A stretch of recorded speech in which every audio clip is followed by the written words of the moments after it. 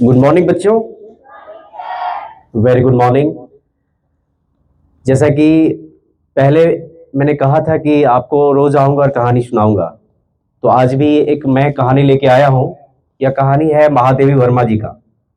महादेवी वर्मा जी का, जिनको आधुनिक मीरा मीरा के नाम से जाना जाता है। और वो हमारे देश के साहित्य के सबसे बड़े वो धरोहर भी थी। ठीक है, उनकी लिखी गई एक बहुत ही खूबसूरत कहानी जिसका नाम है नीलकंठ।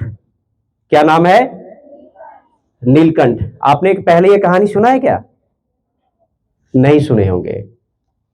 ये नीलकंठ, हो सकता है कोई बच्चे सुने होंगे या नहीं सुने होंगे, तो मैं एक कहानी को मैं बताता हूं बहुत ही शॉर्ट में। बच्चों, ये कहानी है एक मोर और मोरनी की। एक मोर और मोरनी की। एक बार जो कवि है यानी महादेवी वर्मा जी, वो अपने कुछ उनके यहाँ गेस्ट आए हुए थे। ठीक है, उनको छोड़ने के लिए स्टेशन जा रही होती है। जब वो उनको छोड़ के जब उधर से लौटती हैं तो उनको एक पेट हाउस शॉप दिखता है जहां पे खरगोश रखे हुए थे और भी चिड़िया के बच्चे रखे हुए थे। हाल में ही एक चिड़ीमार, चिड़ीमार समझ रहे हो कि नहीं?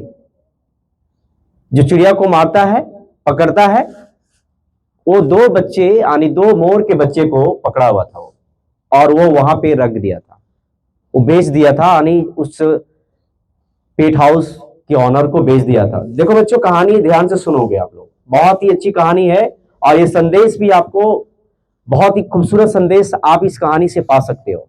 ठीक है,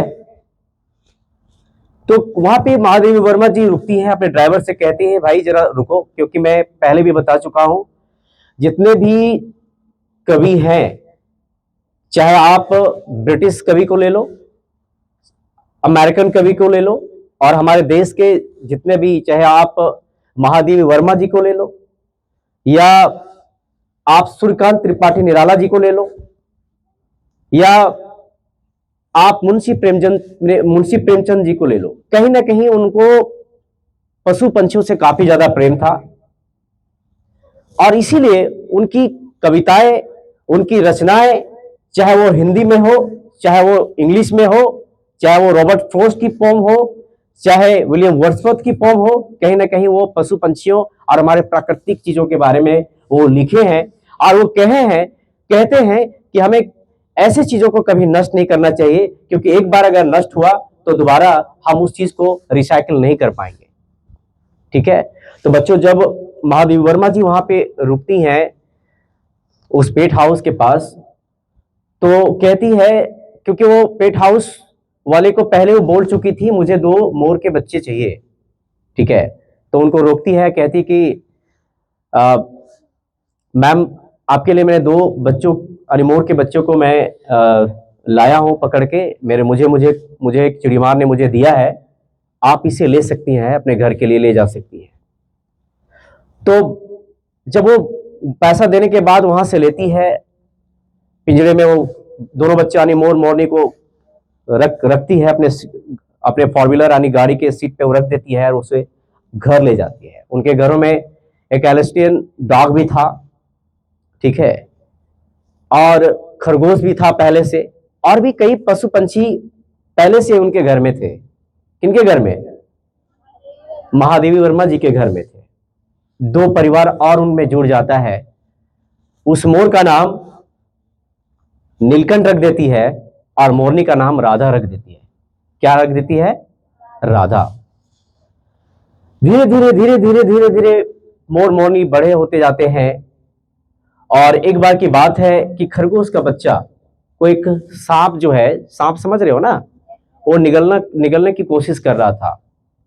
तो नीलकंठ यानी मोर, क्योंकि मोर का चोंच बहुत ही ज्यादा शार्प होता है, और उसे वो क्या करता है, चोंच से उसको दरकिनार कर देता है, उसे भगा देता है, और रात भर उस खरगोश के बच्चे को अपने पंख पे छिपा के उसे अपने बच्चे के जैसा रखा था। कौन?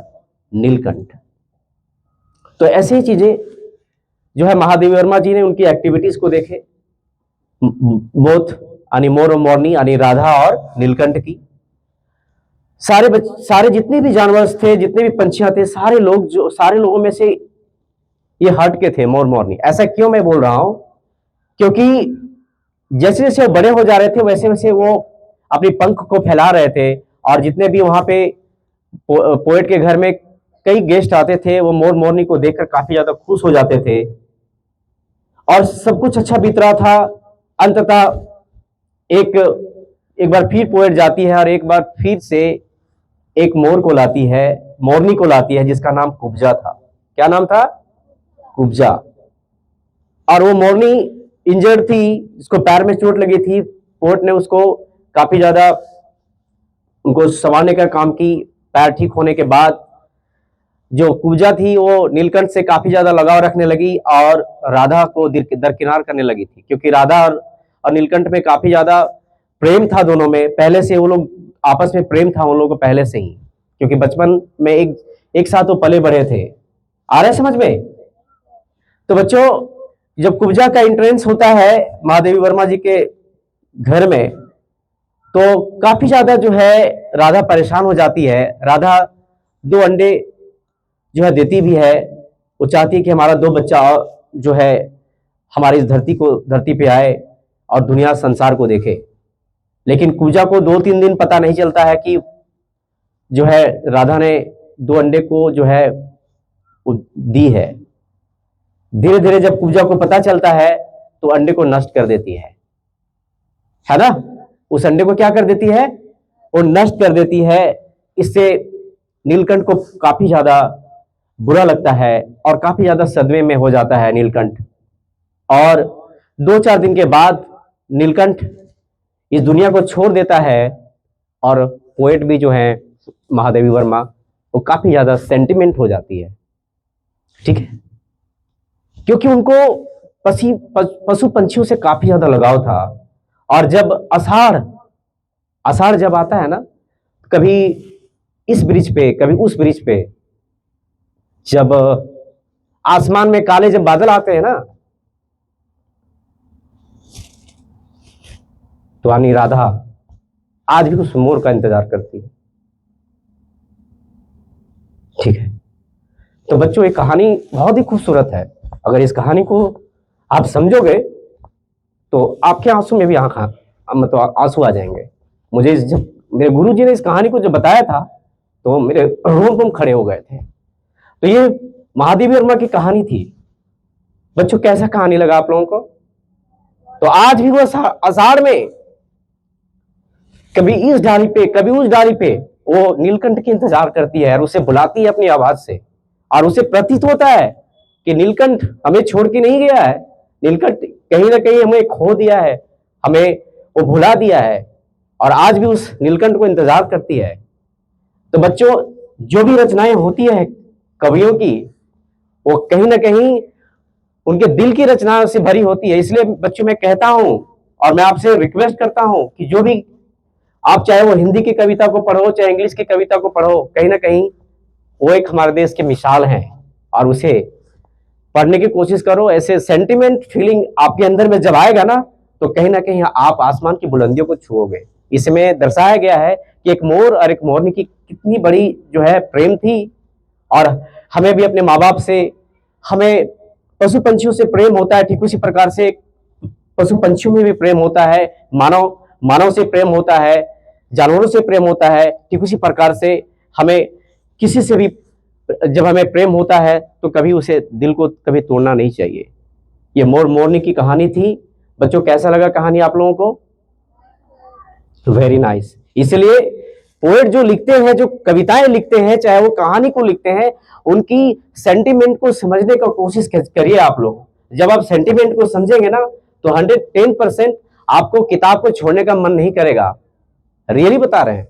कितने कवि आए और लास्ट में जानते हो ना, वो कुब्जा का क्या हुआ पता है? मैं थोड़ा सा मैं भी सेंटिमेंट हो गया था। कुब्जा का जो एलिस्टियन डॉग था, जो यानी कुत्ता था उनके घर में, वो दोनों लड़ाई कर रहे थे, वो एलिस्टियन डॉग और वो क्या नाम था उनका, कुब्जा। वो 2 दांत चुभा देता है किसमें? कुब्जा को। और लास्ट में कुब्जा की मौत हो जाती है।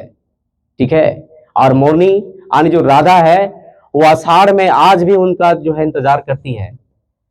तो अब बच्चों आज कहानी यहीं तक। मैं फिर एक सेंटिमेंट कहानी लेके आऊंगा आपके बीच, और मैं फिर आपकी कहानियों से मैं भी आपको सेंटिमेंट कर दूंगा। आज के लिए बस इतना ही। धन्यवाद।